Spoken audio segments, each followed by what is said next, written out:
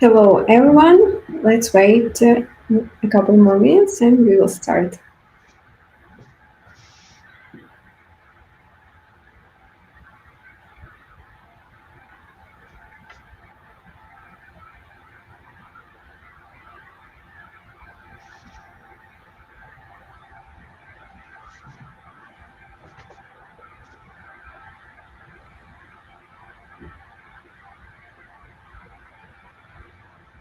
Hello, thank you very much for joining us today. I think we can start. Welcome back to the Top Voices channel and our community talk series. My name is Sofia and our guest today is Konstantin Tkachenko, project Hello. manager at Wargaming. Today we will discuss very interesting topic, how intellectual property collaborations influence team creativity through a balance of conflict and synergy. So I'm so excited about this webinar and I think it's time to start. Konstantin, please, the stage is yours. Yeah, okay. Thank you, Sophia. Just a second. I need to prepare myself for the presenting things. Yes. Yeah, okay, I can see that. Okay, cool. Yeah, okay, we can start. Hello, everyone, and thank you for being here today. My name is Konstantin. I'm genuinely excited to share this session with you today. We are going to explore something that anyone working in modern game development eventually faces, the complexity and opportunity of working with external IPs and stuff. First of all, when people hear that term IP collaboration, they usually imagine rules, restrictions, approvals, guidelines, but behind all of that, there is something incredibly powerful. It's a source of structured creativity. And what I want to show you today is that IP collaborations don't just add friction. They spark better ideas, force deeper thinking, and help teams grow stronger and build them more creative muscles, so to say. So let's dive deeper into the how conflict becomes synergy and how external worlds can actually make your internal world better. Before we begin, a few words about who I am and why this topic matters to me. I work as a project manager in game development, collaborating with teams across different countries, time zones, and creative cultures.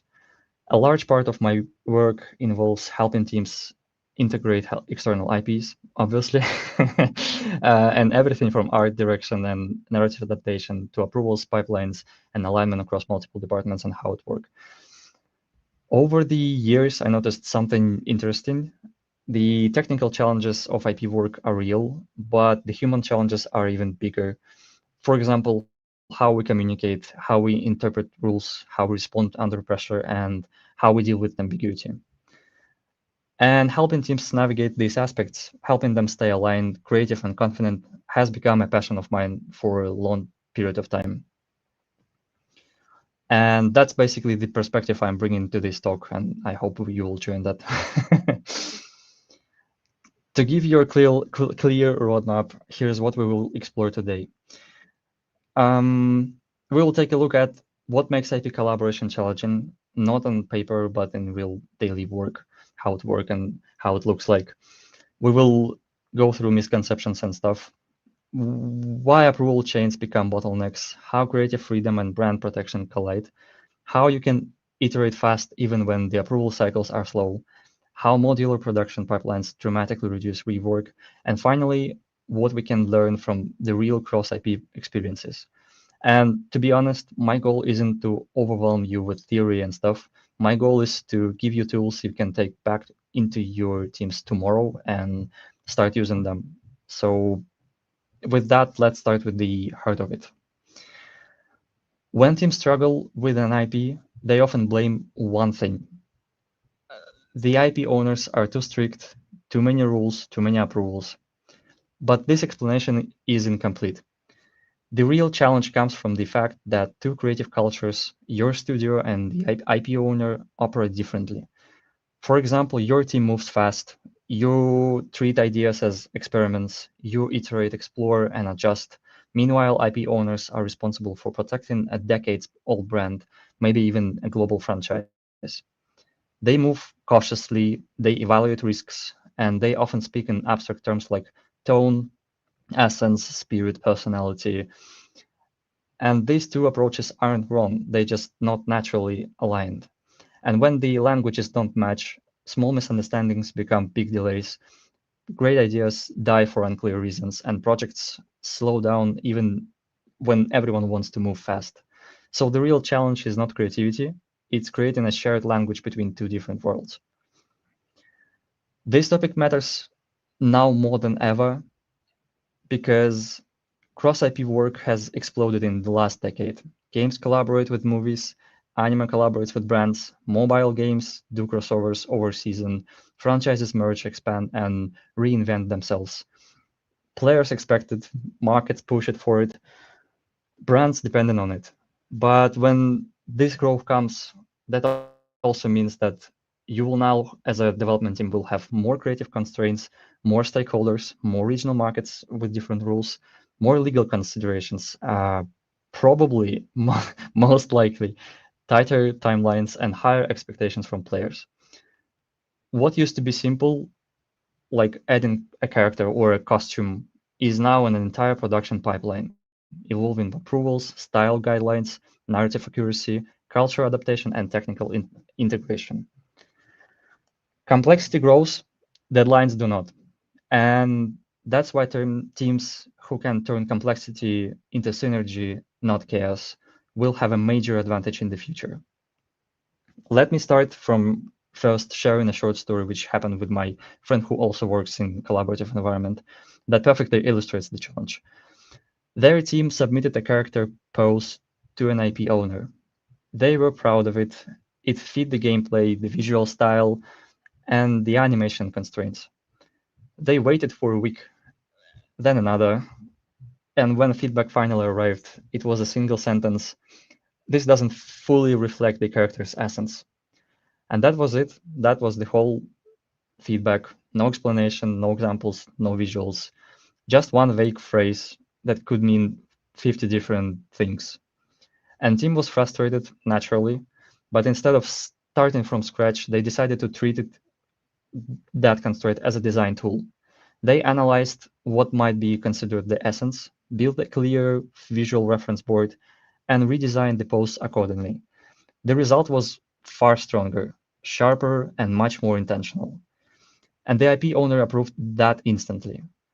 That's the moment when the many teams realize sometimes constraints don't limit us, they focus us. And that's the only one reason they are there, basically. Let's define our topic clearly. IP collaboration means integrating someone else's creative universe, their characters, their lore, their tone, into your game's world and your production pipelines. It's not just about adding content, it's about merging two identities without losing either one. In simple terms, you're building something new inside your game, but the foundation belongs to someone else. And this requires understanding the brand deeply, not just copying it or trying to mimic it. From the outside, IP work often looks straightforward. Just follow the rules, just implement what they send, just stick to the guidelines, and that's it. But in reality, rules are often vague, guidelines contradict each other, regional teams disagree, approvers have different priorities, feedback arrives in fragments, and creative decisions are rarely black and white. IP collaboration is not a checklist, it's an ongoing negotiation of meaning, tone, identity, and emotion, and even intent. That's why so many people underestimate it, and that's why we have so many problems sometimes. To understand the pressure teams face, we need to zoom out. Across the gaming and entertainment world right now, what was happening? Top grossing mobile games rely on licensed IPs. Streaming platforms cross-pollinate characters. Social media creates new canon, sometimes accidentally. Brands demand consistency across the old platforms, and franchises involve more stakeholders than ever before. This means more IP opportunities, but also more IP constraints. It's growing part of industry, and it's here to stay for a long period of time for sure. So let's unpack the core principles that drive successful IP collaboration. First, Two creative worlds need one shared language.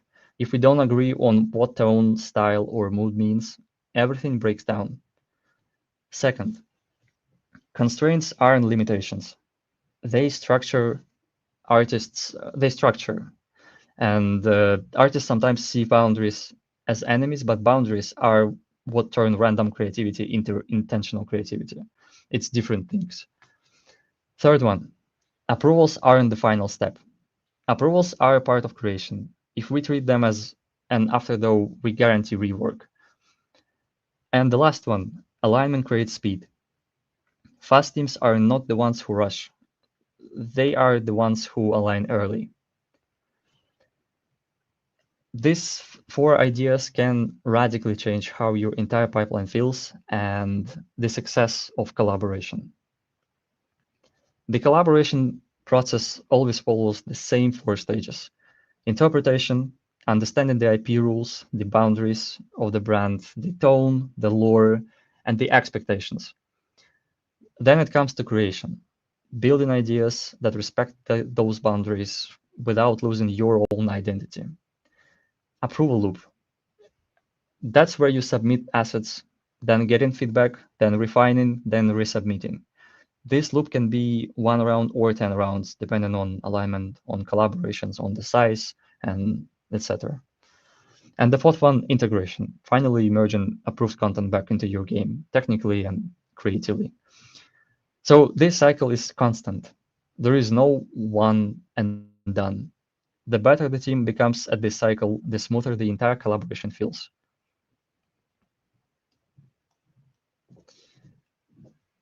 So let's talk about synergy. This is the most or one of the most important ideas in today's talk. Every collaboration, whether intentional or internal or external, moves through the cycle. Constraints, conflict, iteration, and synergy. Constraints create pressure. Pressure creates conflict. Conflict creates new ideas, and iterations refine them. And that's where synergy emerges. The mistake many teams make is trying to avoid those conflicts. But in IP work, conflict it's not a problem. It's a signal that something new is trying to emerge. And teams that embrace that cycle move faster and produce better results. So the three-layer framework. This framework helps teams understand what can change and what absolutely cannot. First layer, non-negotiables. These are the sacred core elements: silhouettes, lore, personality, tone. Breaking at least even one of those, it breaks the character, it breaks the IP, it breaks the immersiveness of the content. Layer 2, flexible adaptations. That's where lighting, camera angles, animation, VFX, all those things allow you to adapt the IP to your game. That's where you can be creative. Layer 3, creative additions. This is where your team shines the most of the time. It's where you have new ideas, new visuals, uh, some sound twists, unique interpretations, and stuff like that. And when teams confuse these layers, disasters happen. But when teams master them, collaboration becomes smooth and predictable. So let's see how it looks before and after successful work on those three layers. Before alignment, teams who work in isolation, IP rules are interpreted differently, approvals become unpredictable, rework stacks up naturally, morale drops, and deadlines slip. But after alignment, we can see everyone understands what fixed and what flexible. Approvals become more faster, decisions become clearer, teams gain confidence, and creativity becomes intentional. And of course, the outcomes get stronger. Alignment isn't about restrictions, it's about speed and clarity. So now let's dig deeper into the core issue behind most failed IP collaborations. It's misalignment. International, um, I will put it like that. Internal teams want to explore, push boundaries, surprise players. when IP owners want to protect tone, lore, and brand identity. Neither side is wrong. Both sides have legitimate goals and stuff. The problem is that these goals pull in different directions. So why it happens? Misalignment happens for four main reasons. First one is different creative cultures. Some teams iterate fast, others reflect slowly. Vague or abstract guidelines. Terms like energetic, heroic, or authentic sound simple, but can mean 20 different things. Multiple approval layers. Marketing, lore, brand, legal, regional offices, licensors, everyone adds a layer, and that takes time. And the last one, no shared language. Teams use the same words, but with different meanings. Once you understand these factors, the delays stop feeling personal and they start feeling predictable. So how we can fix that? Here are concrete techniques that dramatically improve alignment. First one, build a shared creative glossary, a visual dictionary of tone, colors, silhouette, poses, expressions. That helps a lot. Creative and early alignment board, a simple document that shows what's fixed and what's flexible, what you can negotiate and what not. Use micro prototypes. Instead of polished animation, send a 6-second loop in gray box. Believe me, it will help. Then the last one, ask the IP owner. It's just that simple. Just ask them to show you yes and show you no. These two pictures save 20 emails. All of those techniques may sound small, but they save weeks, if not months of production time. So another one real example. A team created a warm, inviting environment for a narrative moment. The IP owner rejected it, saying it must feel cold and isolated. The team misunderstood tone. They thought it referred to emotional tone, not literal color temperature. They rebuilt the entire scene before clarifying the meaning. How did they fix that? By creating a tone glossary, a 2-second lighting test, and a set of color references. Suddenly, everything clicked, and the next version was approved instantly. Small alignment, big impact. So, from those lessons, what we can learn right now and how we can use experience from those cases. Most conflicts come from unclear boundaries. Misalignment is predictable and not random. Microtests save enormous time. Early conversations prevent late rework. The more you talk with people, with IP owners, discuss boundaries and stuff, the easier it will be for you later on in the future. And the last one, creativity needs structure, not freedom alone. These lessons are universal across all IPs. Let's a bit step back and see the bigger picture of what we've covered so far. The emotional challenge of IP work, the structural challenge, the creative challenge, the communication challenge, and the tools that make collaboration smoother. Together, this gives us a clear framework for approaching any IP collaboration. Large or small, it's simple. It may be simple or complex, it doesn't matter. All of those things can help you to navigate through the difficulties of IP collaboration work and will help you to succeed in that. You now have a map of navigating the chaos, and you can use that even tomorrow. You can use it. You can bring it on next stand-up and just talk about that. It will work, believe me. So if you remember only 3 things from today's talk. First, constraints aren't the enemy. They are the architecture. Second, alignment creates speed, not rushing. And the third one, small tools, glossaries, boards, microtests, change everything. These 3 principles alone can improve your entire pipeline. To put this into practice immediately, here are some tools you can use right away. First and foremost, a creative glossary. That will drastically help you to understand each other perfectly. By each other, I mean IP collaboration team and IP owner. An alignment board.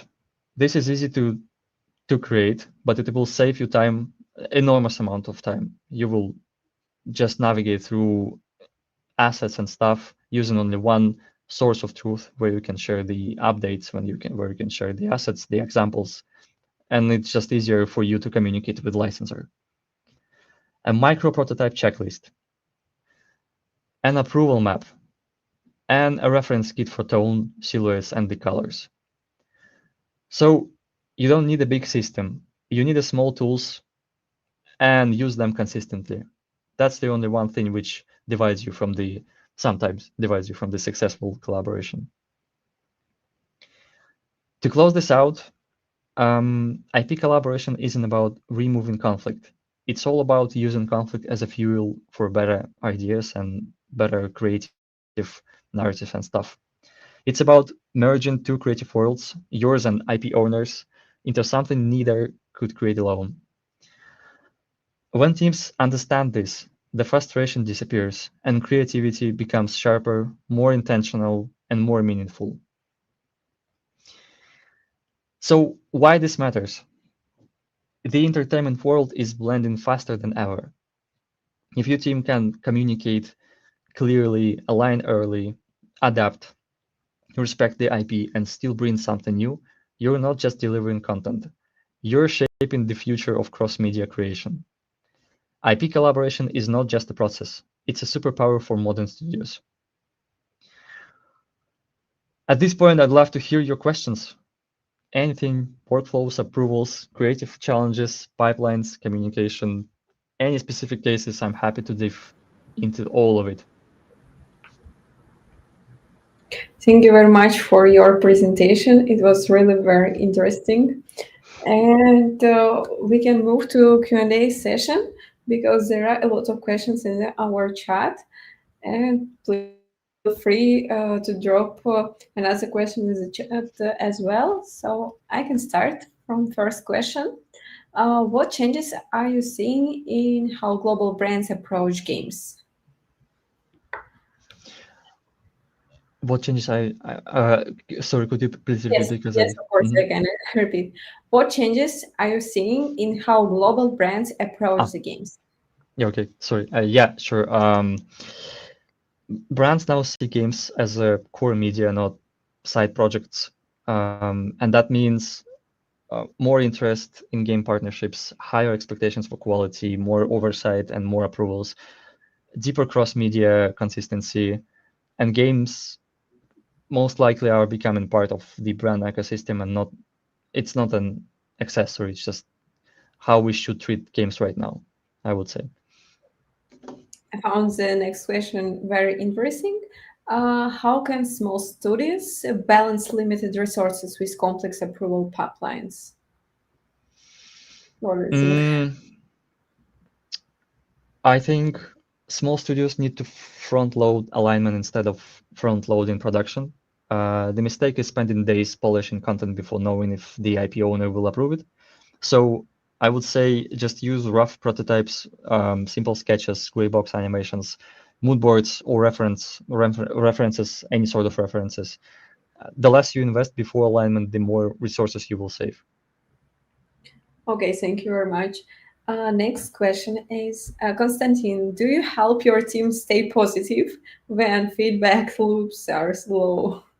Yes, of course. Your work as a manager to protect your team from non-constructive feedback, so to say. So me as a project manager, I always tend to deliver constructive bullet points that we need to fix and divide it from, if it happens, divide it from negative side of things. Maybe some lifestyle life hacks. Stay positive. Yeah, literally just stay positive and don't personalize everything you receive because it's not personal, it's just work. And that's how you can protect first yourself, and that's how you can then protect your team. Yes, I'm totally agree. Okay, the next question is what are low budget ways to test creative alignment with an IP owner? You can use three extremely cheap but effective tools. Reference boards, just show me yes or no visual examples. Low fidelity prototypes like 6 seconds loops, rough poses, color, and stuff like that. And of course, one-pager creative document, which will explain the whole idea in 5 sentences. Why this? Because this costs almost nothing and reveal misalignment immediately. Okay, thank you very much. We have more questions. Konstantin, can IP collaborations help a startup gain visibility, or it is a mice? It's real, but not automatic. IP collaboration help when the content is meaningful, the integration is authentic, the audience overlap is strong, and the execution is good. If the collaboration is shallow, it won't bring visibility. Okay, thank you very much. One more question from Jonathan. What's the hardest creative compromise you have had to make? What the hardest creative compromise I have had to make?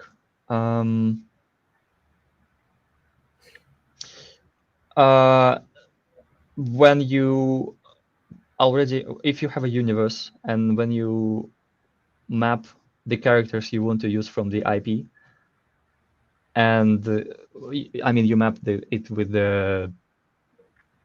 your items, like with your characters and stuff, and you want, for example, create a skin for a particular character, and you already create a mood boards and you already create the narrative, the lore, the tone you want to make it, and it seems like the best idea where you can fit this character, but the IP owner can reject that just because of the pure safety of the brand, because they see this like as a risk for the character, for the brand. And I've been in one of those situations, and it was not a big deal because in the end of the day, the only one thing you can make if you won't have this collaboration is to be flexible. Until you are staying flexible and correspond to changes, you will succeed. Okay, thank you very much for all of your questions. There are a lot of good feedbacks from our audience, like really good words and advices. Great session. Thank you. I'm glad. Thank you. Looks like we covered everything for now. And thank you very much, Konstantin, for leading such a very interesting and valuable webinar. I think a lot of good insights and good practical things. Feel free to contact with Konstantin on LinkedIn and keep talking about this topic. Subscribe to the Top Voices newsletter and follow us on LinkedIn to stay updated on our future events. And thank you once again for joining us today, and we hope to see you next time. Thank you. Thank you, everyone. See ya. Thank you. See you.